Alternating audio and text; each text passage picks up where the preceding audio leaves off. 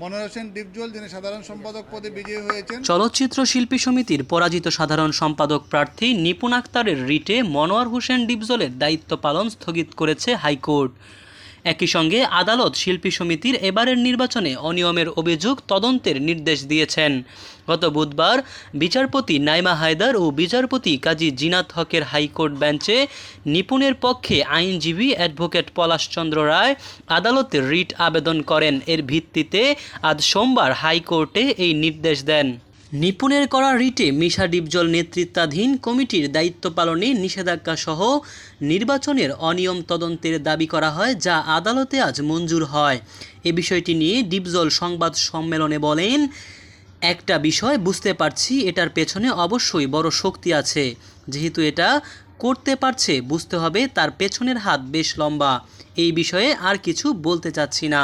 তিনি আরও বলেন, সবসময় আমি আইনের প্রতি শ্রদ্ধাশীল। হাইকোর্ট যেহেতু রায় দিয়েছে, এখানে আমার কিছু বলার নেই। তবে বিষয়টি নিয়ে বর্তমান শিল্পী সমিতির কমিটির সঙ্গে আলোচনা করে আগামীকাল অথবা পরের দিন আমরা চেম্বার জজ আদালতে যাব। এদিকে রোববার নিপুণের আইনজীবী ব্যারিস্টার শাহ মঞ্জুরুল হক আদালতে দাবি করেন, শিল্পী সমিতির নির্বাচনে অবৈধ টাকার খেলা হয়েছে। বিষয়টি আমলে নিয়ে রিট শুনানির তারিখ পেছায় আদালত। এরপরই আজ শুনানিতে নিপুণের আইনজীবী আদালতে আরও দাবি করেন, তার প্রার্থী নিপুণ সামান্য ভোটের ব্যবধানে হেরে যান।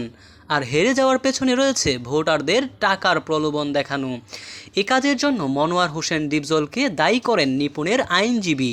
একই সঙ্গে অভিযোগ করেন তার বিরুদ্ধে ফাইট ডিরেক্টর আরমান ভোটারদের বাড়ি বাড়ি টাকার প্রলোভন দেখানোর কাজটি দেখিয়েছে বলে দাবি করেন। শুধু টাকার প্রলোভনই নয়, সাভারের মধুমতি রিসোর্টে ভোটারদের দাওয়াত দিয়ে টাকা দেন তারা।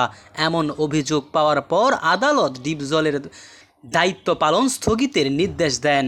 বাংলাদেশ চলচ্চিত্র শিল্পী সমিতির 2024-26 মেয়াদী নির্বাচন অনুষ্ঠিত হয় গত 19 এপ্রিল। 20 এপ্রিল সকালে শিল্পী সমিতির নির্বাচনের ফল ঘোষণা করা হয়। মোহাম্মদ সায়েম সরকার, নিউজ বাংলাদেশ 64।